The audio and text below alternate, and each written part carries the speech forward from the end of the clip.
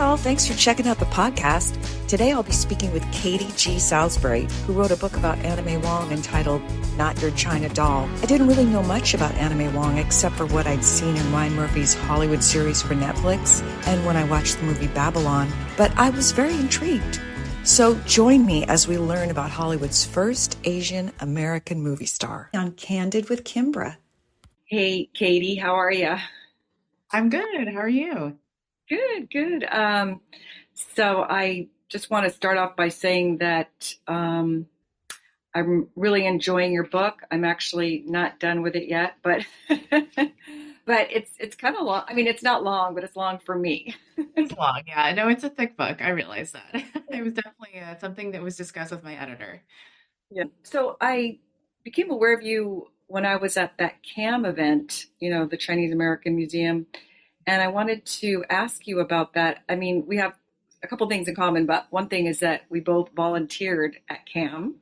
And I guess you volunteered. They said when they were interviewing you that it was, gosh, what, like 15 years ago or 10 years ago? Actually, 20 years ago, it was my first college internship. I spent like a summer working there at the museum. Okay. Where are you from originally? I'm from Arcadia. I'm from Southern California, so Oh, San Gabriel Valley. But I, after college, I moved to New York to work in book publishing. So I've basically been in New York for the last 16 years. what, Brooklyn? Yeah, I'm in Brooklyn now. Yeah. Okay. Okay. I have this fantasy about living in New York, so I want to ask you how is it Californian living in New York? What do you think? It's like apples to oranges. It's totally different. You get a lot less space, a lot less nature, no Mhm. car. Mhm. But that means, I mean, transportation is here is very efficient. Mhm. You're also always like in the center of everything, so it's really easy to meet people no matter where you live in the city. So there are a lot of like pluses and pros and cons. Also the weather, very different. I mean, I'm not, it's kind of nice to have four seasons and I don't mind the winter, but summer can be kind of brutal here because it's so humid. Whereas like, California, we have that really nice dry heat. So Right. I definitely miss that. Yeah, I'm one of those weird people that doesn't mind humidity. So it's like people always complain about, Florida, New York, and I'm like, I Yeah. don't mind. And you might like it a lot. I know. I'm just the only thing I was telling a friend of mine, Lee, that I'm not used to the public transportation, and I know that's the great thing about New York is I'm not used to the cramming next to the body. Yes. You know, I'm Yeah. used to getting in the car and I look nice when I get out of the car. Exactly. Yeah, that's the big thing is like you can get ready at home and then on your way to the subway or in the subway, you're just like totally like everything is ruined. I know it's like my hair, my skin, everything. But yeah, well, that's great. So I was reading a little bit about you on your bio, and so your mom is Chinese, right? My mom's Chinese American. Yeah, that's my mom is from Taiwan, so she was Taiwanese uh, American, I guess you'd call it. But so she was fifth generation, right? Your From mom? I'm fifth generation. Oh, you're So so yeah, she's fourth generation. yeah. So on in her family, so on her father's side, it was her grandfather who first came over, and then on her mother's side, it was actually her great grandfather, which is how we get to me being fifth generation.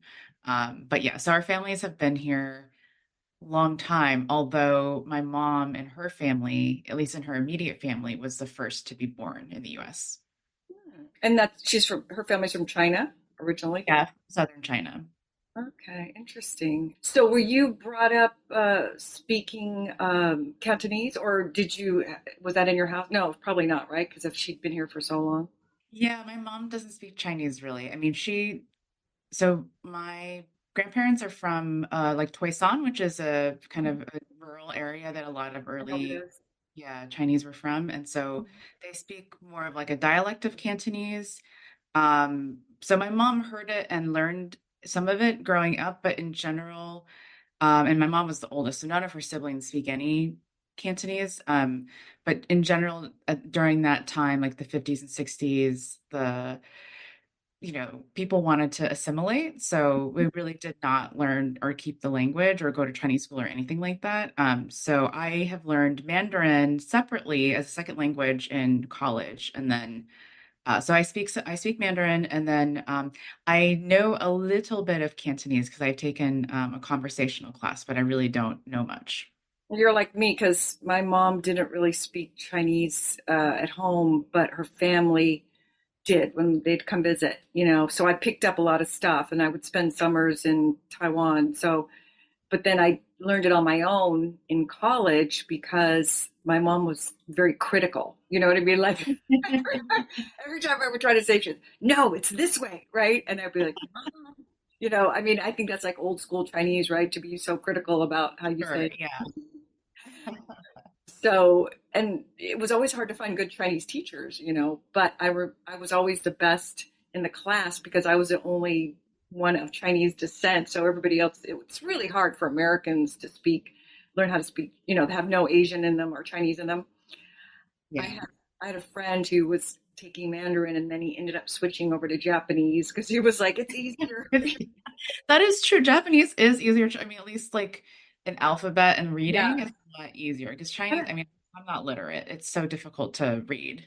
And I think the pronunciation is easier in Japanese too because there's not the different tones. So it's just Yeah. very, it's kind of more what you think it is. That's how you say it. And it's, Chinese is so like, if you say it a little bit differently, no, that means that. Yeah, there's like so many layers to speaking Chinese properly. Yeah. Right, right. So, well, that's cool. I wanted to ask you about that. And so, how did you got involved with CAM because of college? You saw that you could do like an internship there or something?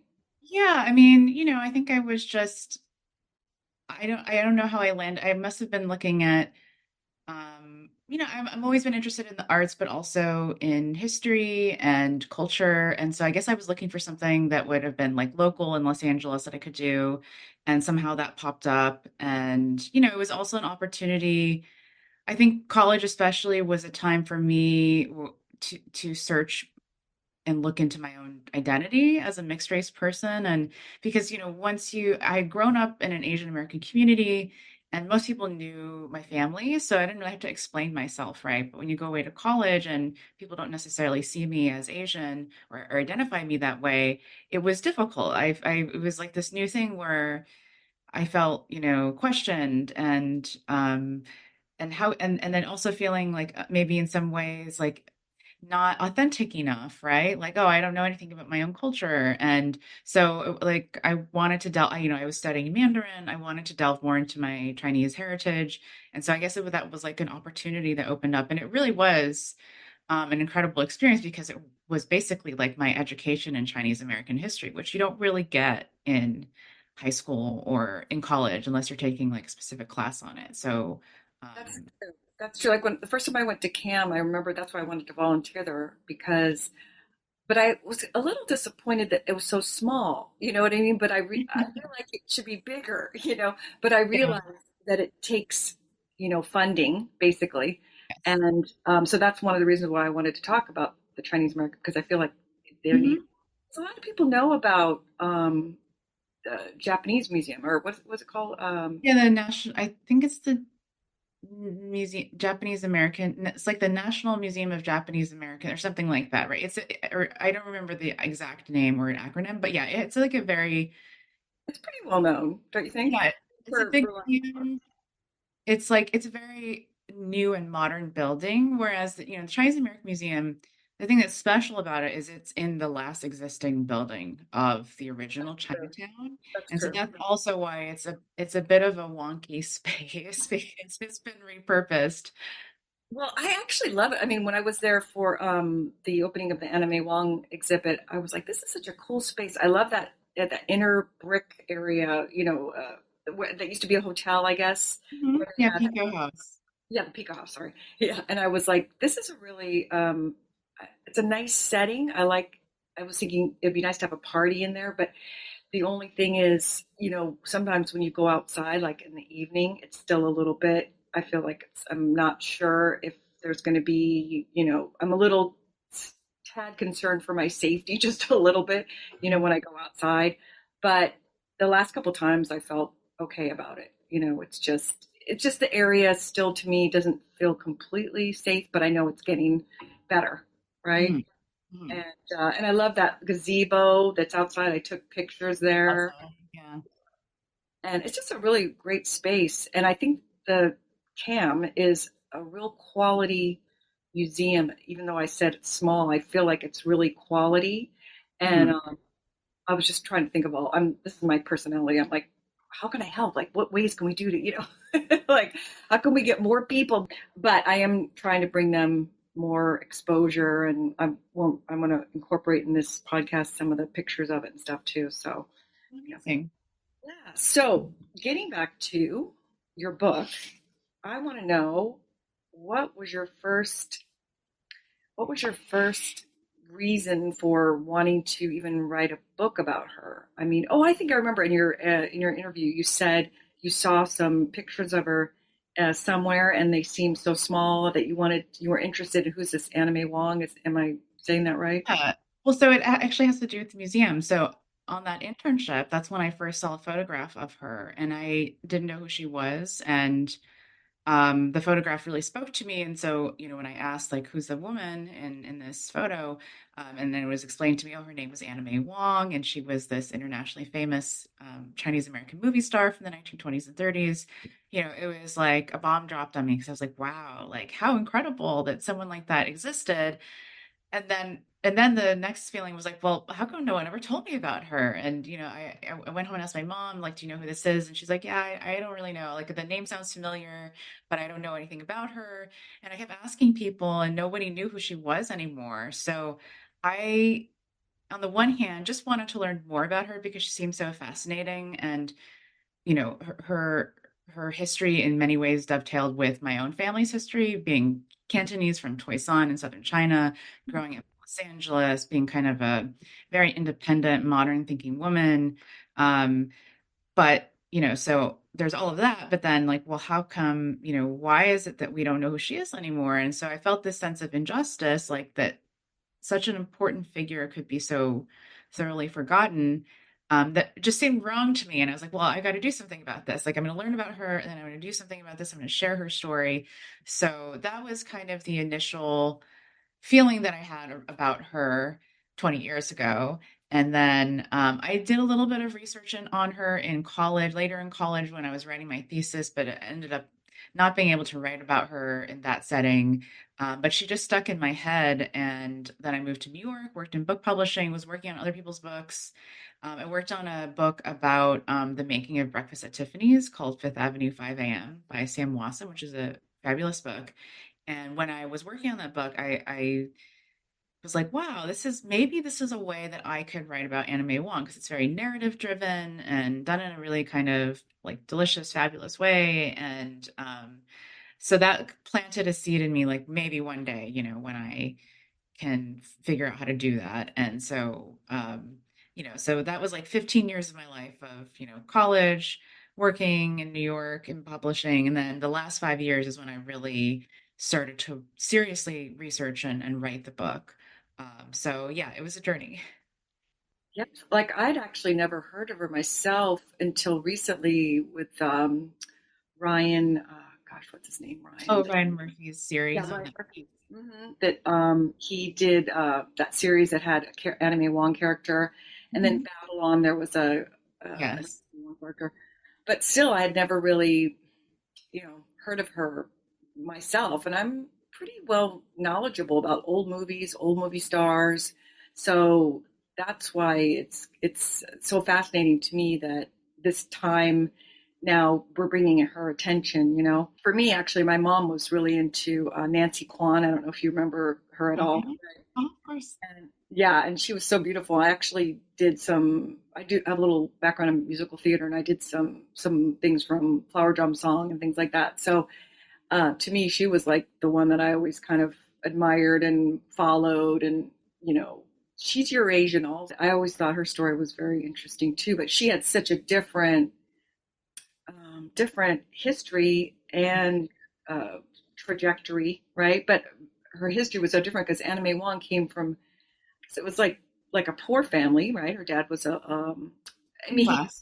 Yeah. he ended up becoming middle class, but I'm so assuming when they first came over, he was probably struggling a little bit, or no? Yeah, I mean, well, so her parents were both born in California, like during the kind of gold rush era. But yeah, I mean, so it was a difficult time to be Chinese in America, right? There's a lot of discrimination.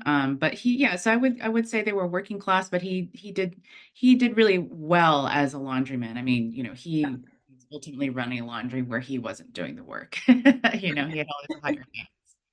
Yeah, it was like fascinating for me to learn about that too because I studied a lot about Chinese American history, and I learned all about when they came over on the rail, to work on the railroad. And in the beginning, the Chinese were actually very they wanted them to come over, right? Yes, they needed labor. Yeah. And they looked at them like they're these exotic creatures, but they're working so hard, But Mhm. I believe how the prejudice became more prevalent was because of they were working harder and asking for less money, and that was always like the big thing, like they're taking our jobs and that kind of thing. So that's how I believe that a lot of that adverse situation starting to arrive. You know, Yeah, yeah. I mean, basically, once the Transcontinental Railroad was completed, a lot more white Americans or white immigrants were able to come west, and Mhm. suddenly they were competing with Chinese people for jobs, and they didn't like it, right? So then you have like the what is it, the Working Men's Party, and there's a whole movement basically to get rid of the Chinese. Now that like the primary purpose that they had been brought there was to build a railroad, that was done. You're like, Right. okay, let's get rid of them so we can like give jobs to white people, and that really was kind of the central tension. And then that's also why a lot of Chinese people went into the laundry business because there were fewer women on the West Coast and nobody wanted to do that work. Sure. And it wasn't seen as taking jobs away from white men because that wasn't something they were going to do. Yeah, and I think if correct me if I'm wrong, but isn't that why the exclusion Chinese Exclusion Act happened? Because they figured if the women couldn't come over, then the men would eventually want to go back to China or wherever they were from, or something like that. Well, so the Chinese Exclusion Act was passed 1882, and it was definitely lobbied for by, white workers. But before that, like 10 years or I think it's 1875, so I guess 7 years prior to that, they had already passed the Page Act, which essentially banned Asian women from immigrating to the U.S. Functionally made it impossible for Asian men, especially Chinese men, to start families Right, without unless they had like interracial marriages, which some did, even though those were illegal. But yeah, so they like then the whole system was to earn money, send money home to China, and then eventually like go back and retire there. right. I knew there was something in there about the women and wanting the men, not letting the men have Chinese women, or that they couldn't come over, so they eventually would probably want to go back home or something, or at least they Right. could have more families here anyway. Yeah. Uh, So yeah, so Anna May Wong, she had a whole different set of struggles, like we were saying about Nancy Kwan. I mean, that was a whole different time period. Nancy Kwan was more in the '60s, I believe, right? '68 or six, no, mid '60s, I think. Yeah. And Anna May Wong was, gosh, that she I didn't realize until I read your book that she was started when there weren't even talkies, right? I mean, it was Yeah, she silent. started in the silent era. Yeah, so I mean, she started doing extra work when she was 14 as a teenager. So some of the first film she was in as an extra, though uncredited, and I don't think you see her face, um, was the Red Lantern in 1919. So yeah, so for the first 10 years of her career really were silent films. Wow. Yeah, because there's one chapter, it stuck out in my mind about when she went to do that play in England, I believe it Mhm. was. And Yeah, they Love were Child. like, yeah, they were saying like her voice was too strident, too American, right? And I don't know if I haven't got to the part after where if in America they think, but in Britain they were like, she doesn't sound Chinese or something to that effect, right? Right. Right. Well, because they didn't know what her voice sounded like. And, many people, when they saw her in films, they assumed that she was from China, Right. right? She was a foreigner. And so I think it was really shocking to hear her speak not only fluent English, but in an American accent. And, I don't know what they were expecting. Like, what should a Chinese person sound like when they're speaking English, right? Like, I don't know what the answer to that is. But yeah, it was a lot of criticism that she received. And then what she did in response to that was she took British elocution lessons. Mm-hmm. So when she goes back to the US after that and does her first speaking roles, she has a somewhat British tinged accent. So we actually don't really know what her accent sounded like before that because she basically kept it. I mean, there's certainly it wasn't so British towards the end of her career, but I still wonder, like, what did that, her terrible American accent sound like? I guess we'll never know. I mean, something might pop up eventually. Um, yeah, so she goes back to America, and but she seemed to have a bit of success in Europe, at least according to what I read in your book. Like they were a little bit more accepting of her, and she felt like she was getting a new lease on her career. Mhm. She got the bad reviews, and then she went back to America. And then what happened after that when she left England? I can't remember because I haven't got to that part yet, actually. Yeah. So, I mean, she was incredibly successful in Europe, just like, Paul Robeson and Josephine Baker, Black American entertainers who had to go to Europe to be acknowledged and given kind of the space to actually do their art. So she was incredibly successful there. And because of that, Hollywood started to notice like, oh, maybe we made a mistake in not giving her leading roles because that was the real issue. They wouldn't put her in leading roles because they said, well, if you play opposite a white male lead, then that's an interracial relationship and that's not okay, that's not kosher, and you could never have a happy ending. So she always had to die in these films. So that's why she went to Europe, and so Europe, she's very successful. So what happens is she comes back, she spends 3 years in Europe, and then she comes back to the US. She sails back to New York, and she was meant to just head straight back to Los Angeles. But as she's like disembarking from the boat, this producer comes up to her and says, "Will you please be in this play called On the Spot," which had previously opened in London and had a part for there. It's about a Chicago gangster and his girlfriend is Chinese. So they wanted her to play that role. So Right. she's basically like, okay, I'll do the role. And then she has 2 weeks to rehearse and then it opens on Broadway. And it was incredibly successful. So she's opens this Broadway play. I think it ran for basically 5 months. And then she ends up traveling it to many different cities, eventually brings it to Los Angeles, San Francisco.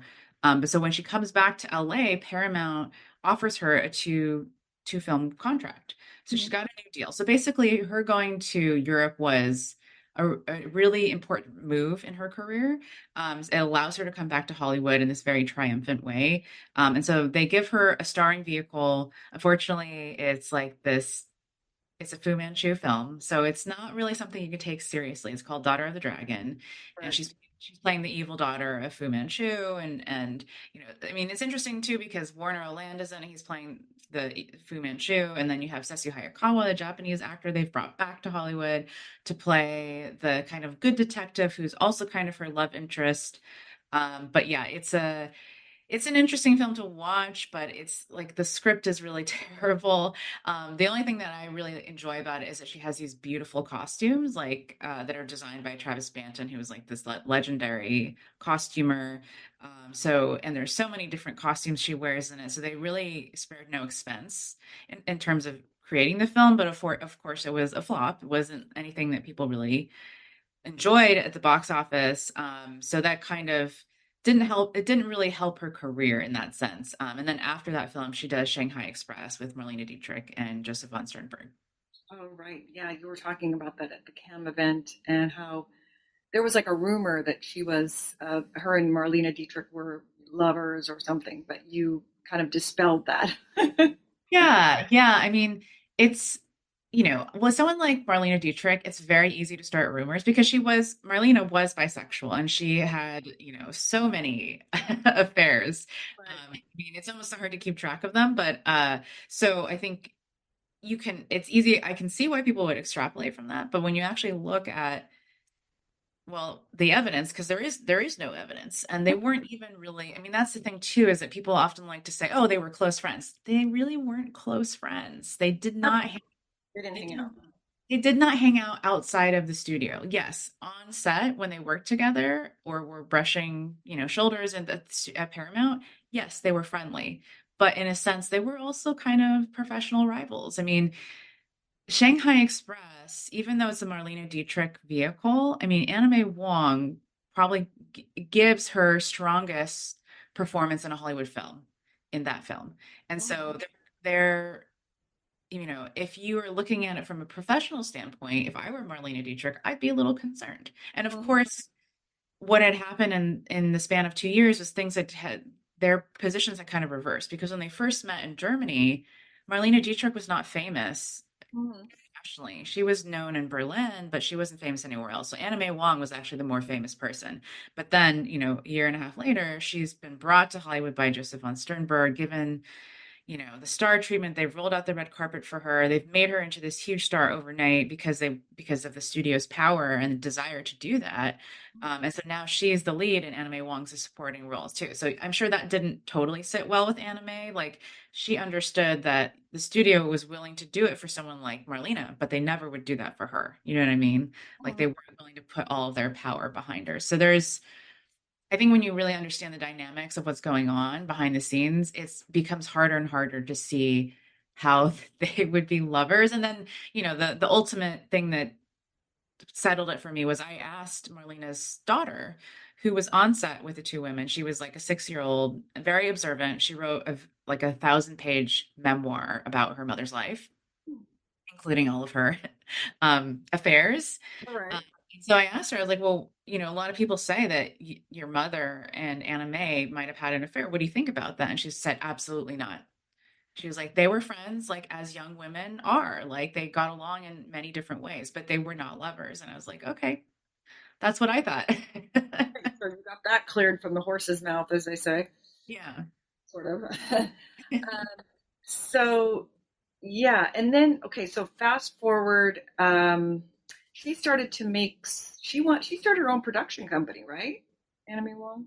Well, that was earlier in her career, and unfortunately it didn't go anywhere. What happened, this was like around 1925, 1924.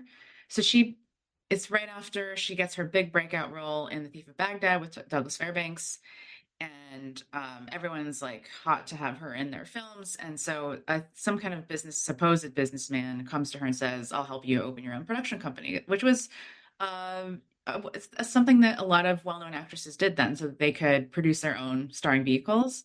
So this man supposedly did this with her. They opened like Anime Wong Productions, but then it turns out he's just using it to rack up debts in her name. So yeah, so it actually never led to any productions, and she had to sue him and get like the whole thing settled. And supposedly for a year, she couldn't actually make any other films because of the contract she had signed with him, said that she would be exclusively doing films for this production company that didn't exist. So yeah, so it's actually an example of how, and this is not something that just happened to anime. There's another Filipino American actress who that happened to as well, where they said, "Oh, we're gonna start a production company for you," and like it didn't lead to anything. So it kind of shows you how people preyed on vulnerable people who might not have had like the financial know-how. So yeah, so it was an interesting little episode in her career. Oh, I didn't realize that. I thought it happened later in her career because she was trying to do something before she died, trying to develop some projects. So I guess I thought the timing was, different. Um, and it's so sad to me. She died kind of young. She was only 56. She had a number of health ailments by that age, but um I guess it's like I always like to look at the glass half full, because if you consider how much she did in her short lifetime, it's quite a lot. Because she was, since she was 14 was when she started in the film. She'd been working in films and television for, essentially 40 years, Mhm. out of 56 or actually more than 40 years out of 56 years. Um, But yes, I mean, if you look at a lot of her peers, they also didn't fare very well either because everyone was drinking and And back, smoking. back in those days, like 56 was like 76, you know?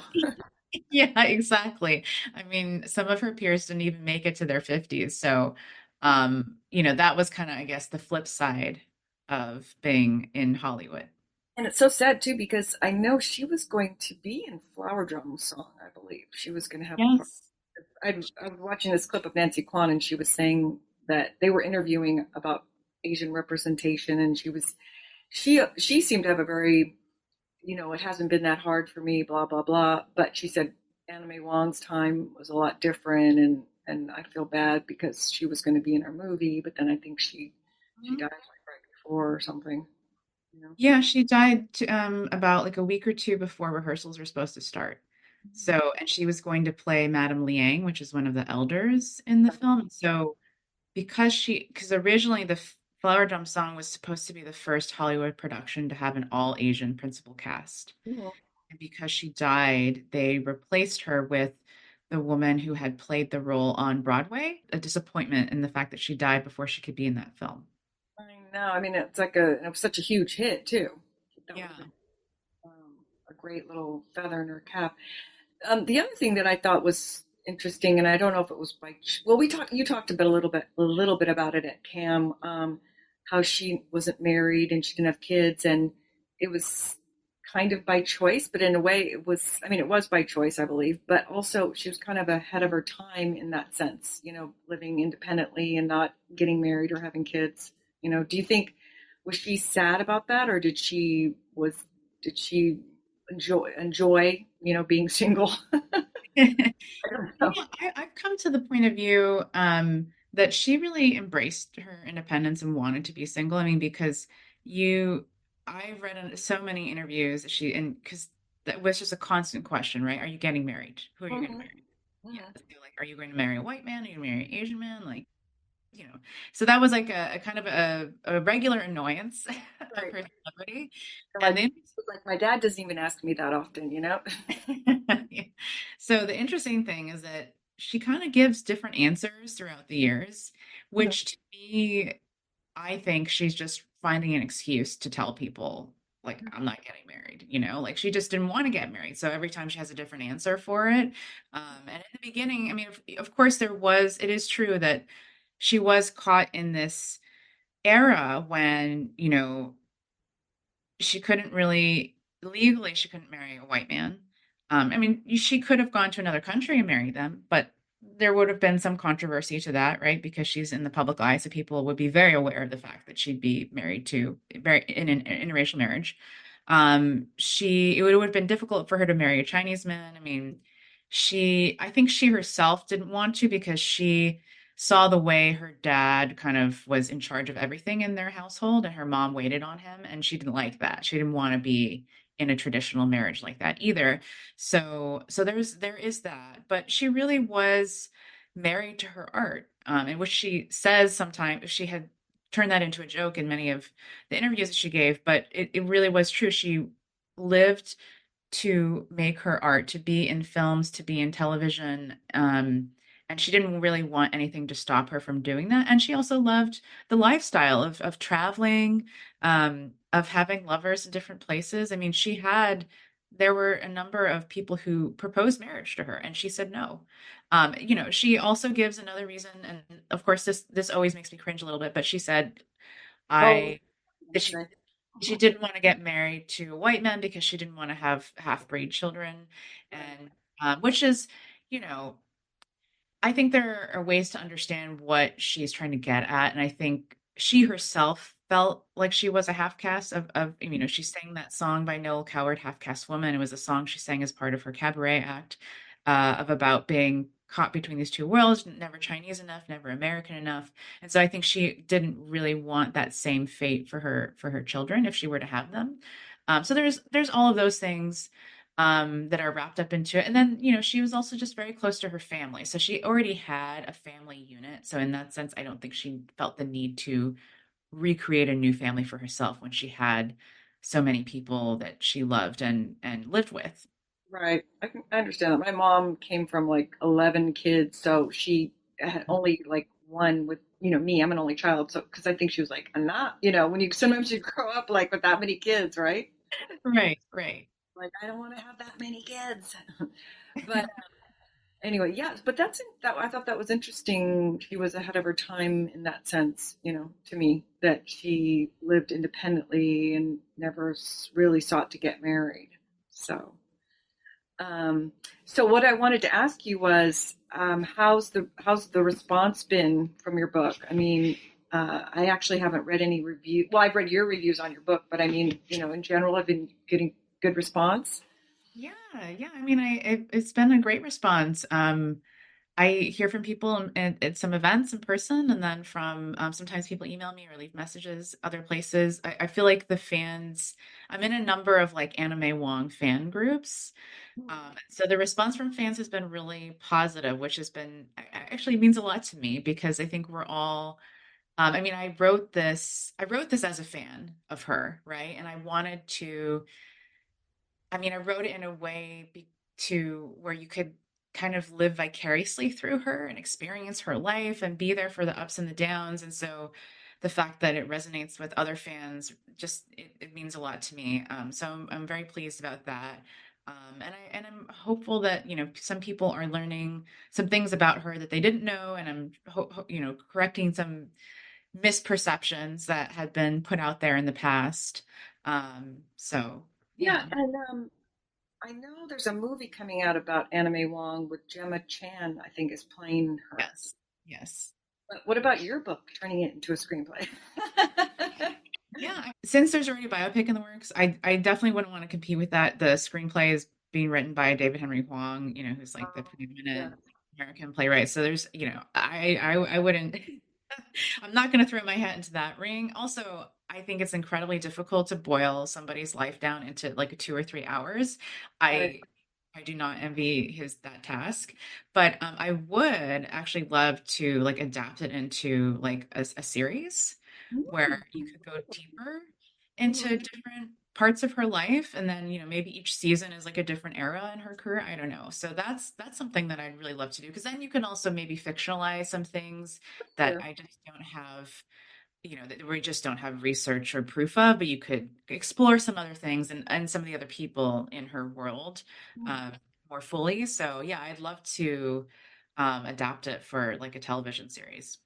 Yeah, that's a great idea, especially since, in streaming, there's so many more opportunities that maybe could Mm, be available yeah. for that. And yeah, they need content all the time. Proud of you that you're doing so many things to expose American people to the different aspects of Chinese American life, That seems to be your calling, right? Yeah, I mean, it's interesting because sometimes you don't really like, if you had asked me what am I interested in 10 years ago, I don't know that I would have had an answer, but you realize it in doing things. You're like, oh, this interests me. I'm going to do something on it. And then you're like, oh, I guess that's a theme. Like this is the theme. I'm always interested in like Chinese American, Asian American, mixed race stories, because that all relates to my own identity, I suppose. But it's something I think that it just doesn't get enough attention or understanding. But yeah, the interesting thing about that project as well was that I started to learn, and again, a lot of these things are connected to family history because, like Anna May Wong, learning about her is like a way of learning about my own history. And then in this Chinese restaurant project, I started asking questions about our family. Oh, did anyone ever work in a restaurant? And then it turned out that my great grandfather owned a restaurant in Los Angeles, Chinatown. But at the time, he was like too ill to work there. But my great aunt, who just passed at the age of 99, she used to work in this she used to almost do everything in this restaurant as like a 14-year-old. She had like a special driver's license. So she could drive around town to pick up like food and meat and all sorts of things. And The first Uber Eats. yeah, yeah. And then she even showed me how she used to wait, how she could hold two different dishes in one hand. And so she told me all about this restaurant, and I was like, wow, like this whole, this idea that you can come to America, make a living through Chinese restaurants is like been going on for a very long time. And it's enabled so many families to get like a foothold here. And so that was also a very meaningful part of that project to realize, oh, I am the beneficiary of this like really type of this immigrant story, right? Even though it's like several generations later. Um, but it's I think nice to be able to honor that. Yeah, that's fascinating. Your mom must be so proud. I mean, she is. I mean, she is, and she's also like, yeah, this is. She's like, I never knew any of these things. Never knew you were so interested in our history.